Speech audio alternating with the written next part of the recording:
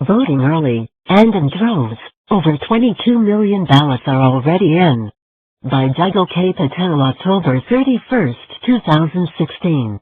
With 8 days until the general election, more than 22 million people have already voted, through early voting and absentee ballots. In many states, the number of early voters is higher than at the same point in the 2012 cycle. In Texas, however, the number of early voters is sharply higher than in the previous presidential election. A closer look at those votes, most of which were cast before the FBI Director, James B. Comey, announced on Friday that the Bureau was reviewing a new trove of emails related to Hillary Clinton, also shows that early voting has increased among Hispanics across all states with available data and largely decreased among young people. So far, 15 states have provided daily totals of votes cast by mail-in ballots or at special early voting stations. The numbers were compiled by a data analytics firm, Catalist, allowing a comparison between early voting in 2016 and 2012. Texas stands out for a changing pattern in early voting. In 15 of the state's largest counties, the number of early voters this year is 42.6% higher than at the same point in the 2012 election. Predicting whether the number of early voters will be higher or lower than in previous election cycles is complex and varies widely across states. According to Barry Burden, a professor of political science at the University of Wisconsin-Madison, any increase or decrease in early voting between election cycles depends on 3 factors: whether the availability of early voting has changed, whether the state has become more competitive, and what the campaigns have done to promote early voting. More states are offering early voting, Michael McDonald, a political science professor at the University of Florida, said. Once a state adopts early voting, more people vote early as a part of their election regimen, he said. The modern resurgence of early voting can be traced to 1980, when California lifted a requirement that voters must have an excuse to vote early. Other states in the West followed. In 1996, southern states like Florida, Tennessee and Texas began to allow in-person early voting in special satellite polling locations. Another landmark year in early voting was 2001, when a legal challenge was brought against Oregon's early voting laws. The decision in that case, Voting Integrity Project v. Keisling, set a precedent mandating that early voting should be allowed, as long as votes were not officially counted before Election Day. Professor Burden said northeastern states had also been more reluctant to expand early voting than states in the West. Western states have always experimented more with election reforms, he said. Not only with early voting, but also innovations in direct democracy such as the ballot initiative.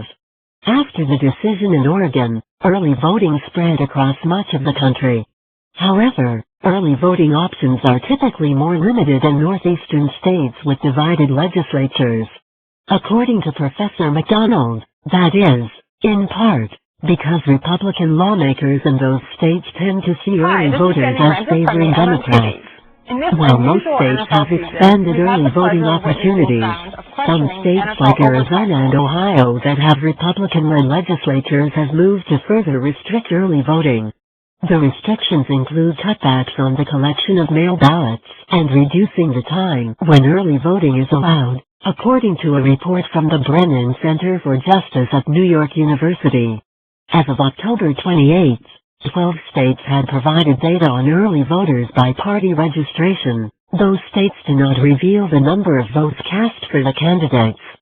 Professor McDonald, whose research focuses on early voting, said that in states with early voting both by mail and in person, the mail ballots tend to break towards Republicans and in-person early breaks between Democrats. People who vote the earliest are typically older, have a long record of voting and are highly involved in the political process. As Election Day nears, Professor McDonald said, more younger people and those who had been undecided begin to vote. Professor Burden said the number of early voters who are Democrats was higher because of a difference in campaign strategy. Since 2008, Democrats have taken to early voting in a way that Republicans have not, He said, "This is largely because the Obama campaign emphasized the strategy of using early voting. The Clinton campaign has continued much of that effort. The Trump campaign is doing little by comparison." Sources: Catalist Pipe U.S. Census Bureau, Current Population Survey, November 1996-2014. Pipe Michael McDonald, University of Florida Pipe Associated Press Election Research Group Pipe Texas Secretary of State.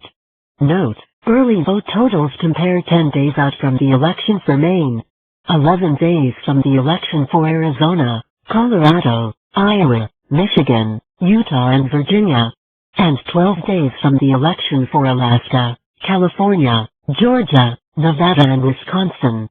Pipe data on early votes by demographic compare 11 days out from the election for Iowa, North Carolina, Ohio, Utah and Virginia, and 12 days out from the election for Alaska, Arizona, California, Colorado, Georgia, Maine, Michigan, Nevada and Wisconsin. Correction: October 31, 2016. An earlier version of this article gave outdated figures for early voters in California, North Carolina, Michigan, Utah, and Alaska, and for young voters in Colorado. The numbers have increased in those states. The earlier version also referred incorrectly to white voters in 4 states. White early voters have decreased in Wisconsin and Arizona and increased in Alaska and Georgia.